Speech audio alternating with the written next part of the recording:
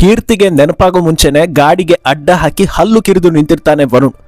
ಅಯ್ಯೋ ನನಗೆ ನಿಮ್ ನೆನಪೇ ಇರಲಿಲ್ಲ, ಬಿಟ್ಟು ಹೋಗ್ತಾ ಇದ್ದೆ ನೀವೇ ಬರದೇ ಇದ್ದಿದ್ರೆ ಅಂತ ವರುಣ್ನನ್ನ ಬೈಕ್ಗೆ ಹತ್ತಿಸ್ಕೊಳ್ತಾಳೆ ಕೀರ್ತಿ.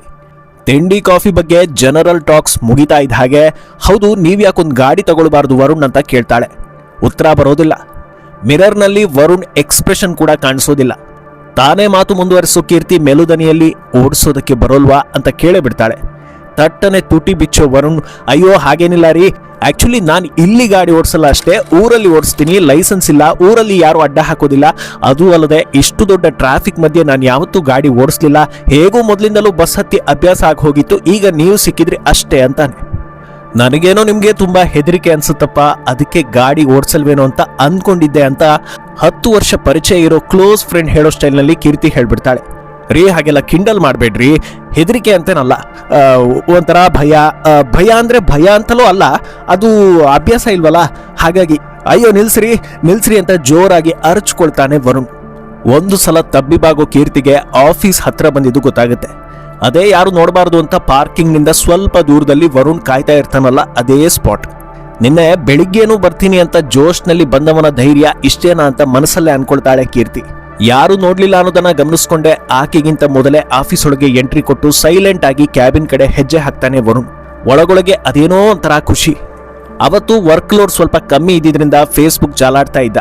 ಕೀರ್ತಿ ಅಂತ ಟೈಪ್ ಮಾಡಿದ್ರೆ ದೇಶದಲ್ಲಿರೋ ಎಲ್ಲಾ ಕೀರ್ತಿಗಳ ದರ್ಶನ. ಸ್ಟ್ಯಾಂಪ್ ಸೈಜ್ ನಲ್ಲಿ ಕಾಣೋ ಫೋಟೋನ ಕನ್ಫರ್ಮ್ ಮಾಡ್ಕೊಳ್ಳೋಣ ಅಂತ ಕ್ಲಿಕ್ ಮಾಡಿದ್ರೆ ಪ್ರೊಫೈಲ್ ಲಾಕ್ಡ್ ಅನ್ನೋ ನೋಟಿಫಿಕೇಶನ್. ತಟ್ಟನೆ ಕಣ್ಮುಂದೆ ಕೀರ್ತಿಯ ID ಕಾರ್ಡ್ ನೆನಪಾಗಿ ಹೋಗುತ್ತೆ. ಕೀರ್ತಿ ಸರ್ನೇಮ್ ಏನೋ ಇದೆಯಲ್ಲ, ಆರಿಂದ ಸ್ಟಾರ್ಟ್ ಆಗುತ್ತೆ, 4-5 ಅಕ್ಷರ ಇದೆ, ಅದನ್ನ ಕಂಡು ಹಿಡಿಯೋದು ಹೇಗೆ ಅಂತ ಯೋಚನೆ ಮಾಡೋದಕ್ಕೆ ಸ್ಟಾರ್ಟ್ ಮಾಡ್ತಾನೆ. ರವಿಕುಮಾರ್ ಅಲ್ಲ, ರಾಮ್ ಕುಮಾರ್ ಅಲ್ಲ, ರವೀಂದ್ರ, ರಾಮನಾಥ್, ಅಯ್ಯೋ ಇದ್ಯಾವುದೂ ಅಲ್ಲ, ಇನ್ನೇನಿರ್ಬೋದಪ್ಪ ಅಂತ ರಾ ಇಂದ ಶುರುವಾಗೋ ಎಲ್ಲಾ ಪದಗಳನ್ನು ಕೂಡ ಸರ್ಚ್ ಮಾಡಿ ಸೋತಿರ್ತಾನೆ. ಅಷ್ಟರಲ್ಲೇ ಅದ್ಯಾರೋ ಕೀರ್ತಿ ರೇವಾಕರ್ ಅಲ್ಲ ರೀ, ಅದು ಕೀರ್ತಿ ರೇವಾಂಕರ್. ಕಾರ್ನರ್ ಕ್ಯಾಬಿನ್ ನಲ್ಲಿ ಕೂತಿದ್ದಾರೆ ನೋಡಿ, ಅದೇ ಹುಡುಗಿ. ಯಾರು ಹೇಳಿದ್ರೋ ಏನೋ ಬೇಕಾಗಿಲ್ಲ, ಕರೆಕ್ಟ್ ಆಗಿ ಟೈಮ್ಗೆ ಸರಿಯಾಗಿ ನೇಮ್ ಗೊತ್ತಾಯ್ತಲ್ಲ, ಮಾಡೋ ಕೆಲಸವನ್ನ ಶ್ರದ್ಧೆಯಿಂದ ಮಾಡಿದ್ರೆ ಪ್ರಕೃತಿಯು ನಮಗೆ ಸಹಕರಿಸುತ್ತೆ ಅಂತಾರಲ್ಲ, ಅದು ಇದೇ ಅನ್ಸುತ್ತೆ ಅಂತ ಮನ್ಸೊಳಗೆ ಹೇಳ್ಕೊಂಡ ವರುಣ್ ಫೇಸ್ಬುಕ್ ನಲ್ಲಿ ರಿಕ್ವೆಸ್ಟ್ ಕಳಿಸ್ಬಿಡ್ತಾನೆ. ಅದರ ಬೆನ್ನಲ್ಲೇ ಇನ್ಸ್ಟಾದಲ್ಲೂ ಫಾಲೋ ರಿಕ್ವೆಸ್ಟ್ ಕೊಟ್ಬಿಡ್ತಾನೆ. ನಿಮಿಷಕ್ಕೊಂದು ಸಲ ಅಕ್ಸೆಪ್ಟ್ ಆಗಿದೆಯಾ ಅಂತ ಚೆಕ್ ಮಾಡ್ತಾ ಇರುವಾಗಲೇ ವಾಟ್ಸ್ಆಪ್ ನಲ್ಲಿ ಕೀರ್ತಿ ಮೆಸೇಜ್, ಊಟಕ್ಕೆ ನಾನು ಕೂಡ ಬರ್ತೀನಿ, ಓಡ್ ಹೋಗ್ಬೇಡಿ, 1 ಕಾಲ್ಗೆ ನಿಮ್ಮ ಕ್ಯಾಬಿನ್ ಹತ್ರ ಬರ್ತೀನಿ ಅನ್ನೋ ಮೆಸೇಜ್. ಕೇಳಿದ್ದಕ್ಕೆ ಉತ್ತರ ಕೊಡೋದು ಬಿಟ್ಟು, ರೀ ಫೇಸ್ಬುಕ್ ಇನ್ಸ್ಟಾದಲ್ಲಿ ನಿಮಗೆ ರಿಕ್ವೆಸ್ಟ್ ಕಳಿಸಿದ್ದೀನಿ, ವರುಣ್ ಭಾರದ್ವಾಜ್ ಅಂತ ಬಂದಿರುತ್ತೆ ನೋಡ್ರಿ, ಅದು ನಾನೇ ಅಂತ ರಿಪ್ಲೈ ಕೊಟ್ಬಿಡ್ತಾನೆ. ಪ್ರಧಾನಿ ಅಥವಾ CM ಬರೋದಕ್ಕೂ ಮುನ್ನ ಅವರ ಸೆಕ್ಯೂರಿಟಿ ಟೀಮ್ ಯಾವ ರೀತಿ ಸುತ್ತಮುತ್ತ ಸ್ಕ್ಯಾನ್ ಮಾಡ್ತಾ ಇರ್ತಾರೋ ಪಕ್ಕ ಅದೇ ಸ್ಟೈಲ್ನಲ್ಲಿ ಆಚೆ ಈಚೆ ನೋಡ್ತಾ ನಿಂತಿರ್ತಾನೆ ವರುಣ್. ಏನ್ರಿ ಇದು ಅಸಹ್ಯ, ಮೊದಲೇ ಲಾಸ್ಟ್ ಟೇಬಲ್ಗೆ ತಂದು ಕೂರಿಸಿದ್ದೀರಾ, ಇಷ್ಟಾದ್ರೂ ನಿಮ್ಗೆ ಸಮಾಧಾನ ಇಲ್ವಾ? ಯಾರು ನೋಡಿದ್ರೆ ನಿಮ್ಗೇನ್ರಿ, ನೀವೇನ್ ಮಾಡಬಾರ್ದನ್ನ ಮಾಡ್ತಾ ಇದ್ದೀರಾ? ನೀವು ಹಿಂಗೆ ಆಡ್ತಾ ಇದ್ರೆ ನಾವಿಬ್ರು ಲವ್ ಮಾಡ್ತಾ ಇದೀವಿ ಅಂತ ನಾನೇ ಎಲ್ರಿಗೂ ಹೇಳ್ಬಿಡ್ತೀನಿ ಅಂತ ಕೂಗಿ ಹೇಳ್ಬಿಡ್ತಾಳೆ ಕೀರ್ತಿ.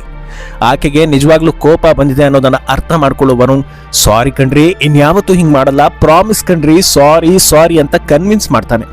ಆ ಮೂರ್ತಿ ನೋಡಿ ಕೀರ್ತಿಗೆ ನಿಜವಾಗ್ಲೂ ನಗು ಬರ್ತಾ ಇತ್ತು, ಆದ್ರೆ ನಗ್ಲಿಲ್ಲ.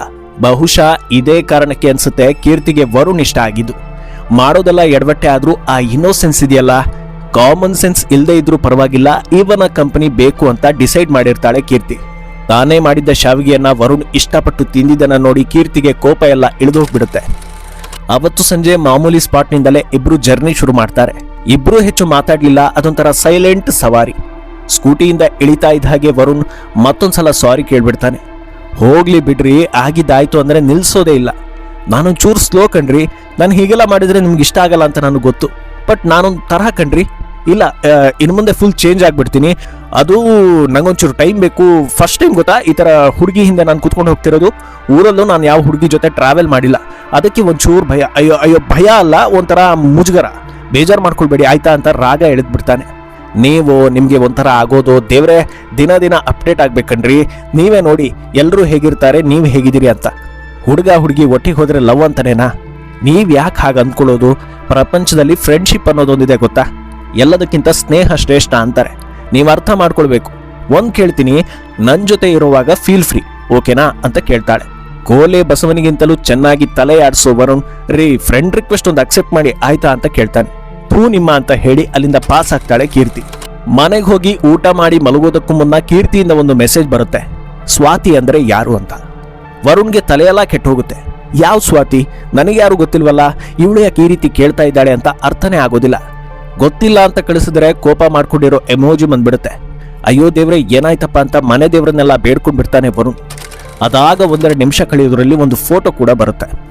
ಓಹ್ ಇವಳು ನನ್ನ ಕ್ಲಾಸ್ಮೇಟ್ ಅನ್ನೋವನೇ ದಡ್ಡನ ಹಾಗೆ ಈ ಫೋಟೋ ನಿಮಗೆ ಹೇಗೆ ಸಿಕ್ತು ಅಂತ ಕೇಳ್ಬಿಡ್ತಾನೆ. ಫೇಸ್ಬುಕ್ನಲ್ಲಿ ನಿಮಗೆ ಟ್ಯಾಗ್ ಆಗಿತ್ತು, ಯಾವ ಹುಡುಗಿನೂ ಟಚ್ ಮಾಡಲ್ಲ ಅಂದಿದ್ರಿ, ಮತ್ತೆ ನಿಮ್ಮ ಕೈ ಆ ಹುಡುಗಿ ಹೆಗಲ ಮೇಲೆ ಇದೆಯಲ್ಲ ಅಂತ ಕೇಳ್ತಾಳೆ. ಹಲ್ಲು ಕಿರಿಯೋ ಎಮೋಜಿ ಕಳಿಸೋ ವರುಣ್ ಅಂಥದ್ದೇನೂ ಇಲ್ಲ ಕಣ್ರಿ ಅಂತಾನೆ. 6 ವರ್ಷದ ಹಿಂದಿನ ಫೋಟೋ ನೋಡಿದ್ದಾಳೆ ಅಂದ್ರೆ ಕೀರ್ತಿ ನನ್ನ ಪ್ರೊಫೈಲನ್ನು ಜಾಲಾಡಿದ್ದಾಳೆ ಅನ್ನೋದು ಅರ್ಥ ಮಾಡ್ಕೊಳ್ತಾನೆ. ತಾನೂ ಸ್ವಲ್ಪ ಸ್ಮಾರ್ಟ್ ಆಗಿದ್ದೀನಿ ಅಂತ ತೋರಿಸ್ಕೊಳ್ಳೋದಕ್ಕೆ, ಹೋ ನನ್ನ ಬಗ್ಗೆ ಪಿನ್ ಟು ಪಿನ್ ತಿಳ್ಕೊಳ್ತಾ ಇದ್ದೀರಾ, ನನಗೆ ಗೊತ್ತು, ನಾಳೆ ಬಂದು ನನಗೆ ಪ್ರಪೋಸ್ ಮಾಡ್ತೀರಾ, ಐನೋ ಅಂತಾನೆ. ಶಟ್ ಅಪ್, ಗುಡ್ ನೈಟ್ ಜೊತೆಗೆ 2 ಕೆಂಪು ಮೂತಿ ಇರೋ ರಿಪ್ಲೈ ಬಂದ್ಬಿಡುತ್ತೆ. ಆಮೇಲೆ ಮೆಸೇಜ್ ರೀಡ್ ಆಗಲೇ ಇಲ್ಲ. ನಂದು ಸ್ವಲ್ಪ ಓವರ್ ಆಯಿತು ಅಂತ ಅಂದ್ಕೊಂಡು ಅವನೇ ಬೋರ್ಲ್ ಹಾಕಿ ಮಲ್ಕೊಂಡ್ಬಿಡ್ತಾನೆ.